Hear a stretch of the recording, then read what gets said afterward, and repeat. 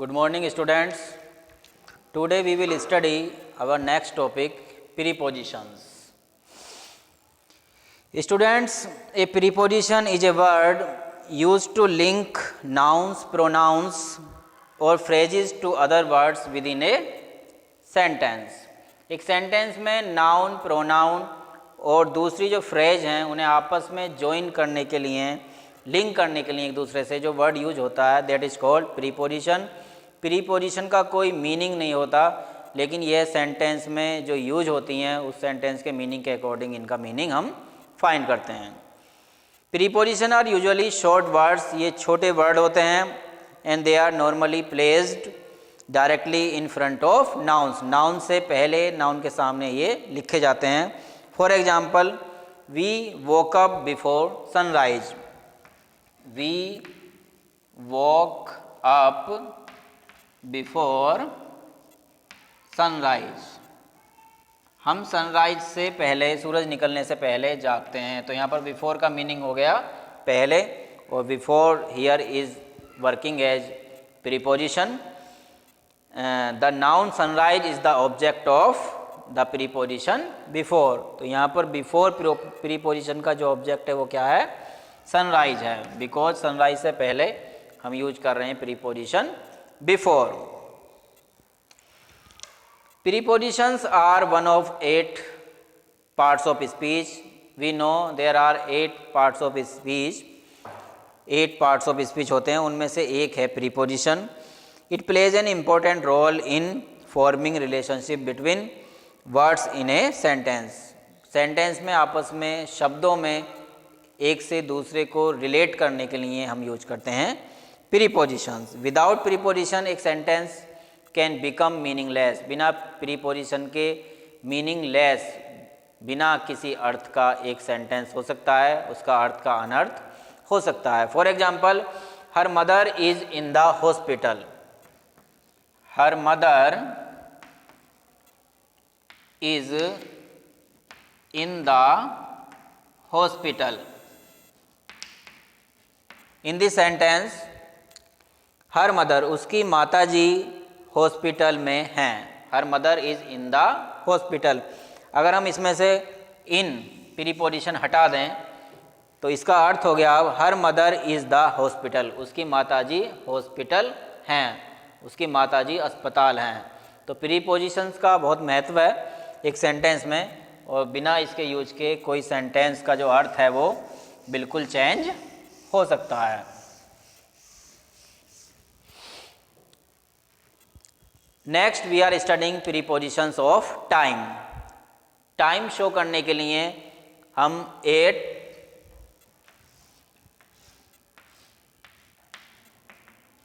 On और इन, तीन preposition use करते हैं. At, on and in. First of all we are studying the use of at. At always indicate the exact and specific time. Specific time को show करने के लिए हम use करते हैं at. I started working at 8 PM. For example, I started working at 10 PM. मैंने 10 बजे काम करना शुरू किया. तो एट यहाँ पर शो कर रहा है specific time. Exact time show करने के लिए हम यूज करते हैं एट. इसके कुछ एक्सेप्शंस भी हैं. For example, at the weekend. At the weekend हम यूज करते हैं. एट नाइट हम यूज करते हैं. Eight Christmas. तो इस तरह के वर्ड्स भी हम यूज कर सकते हैं. Next is on. ऑन हम यूज करते हैं टू इंडिकेट फिक्स डेट और डे. फिक्स डेट, कोई फिक्स डेट या डे, उसको शो करने के लिए हम यूज करते हैं on. For example, I will see her on Friday. I will see her on Friday. I have a meeting on 25 of October. I have a meeting on 25 of October. तो exact time, छोटे time को show करने के लिए हम eight use करते हैं, उससे बड़ा कोई दिन या कोई डेट है उसको शो करने के लिए हम ऑन यूज करते हैं, और इससे बड़ा कोई मंथ, ईयर, सेंचुरी, उसे हम शो करने के लिए यूज करते हैं in. For example, Murphy was born in 2001, I will get a holiday in December, I will get a holiday in December, I will get a holiday in December. तो यहाँ पर दिसंबर पूरे महीने को शो करने के लिए, इंडिकेट करने के लिए हमने यूज किया प्रीपोजिशन इन। तो एग्जैक्ट टाइम को शो करने के लिए एट, उससे बड़ा टाइम कोई दिन या डेट शो करने के लिए ऑन, और पूरे महीने को, पूरे साल को शो करने के लिए, इंडिकेट करने के लिए हम यूज करते हैं इन। और इसके कुछ एग्जाम्पल हैं, कुछ एक्सेप्शन भी हैं। For example, in the morning, in the evening, in the afternoon भी हम यूज करते हैं। Next is from. From indicates a fix time span with the beginning and the end. शुरू से अंत तक किसी फिक्स टाइम को, अंतराल को शो करने के लिए हम फ्रॉम टू का यूज करते हैं। For example, I work there from 2000, I worked there from 2010 to 2015। I work, मैंने काम किया वहाँ पर, फ्रॉम 2010 से 2015 के बीच। तो यहाँ पर प्रीपोजिशन है from and to, these two words are prepositions, from and to. मैंने 2015 से 2010 के बीच वहाँ पर काम किया। तो हमने ये पढ़ा the use of from and to. Next one is until and till। until or till indicates a specific time event up to the point। for example, they will not return until Friday। वह Friday तक नहीं लौटेंगे। तो ये exact time को हम show कर रहे हैं until। wait for me until I return। wait for me until I return।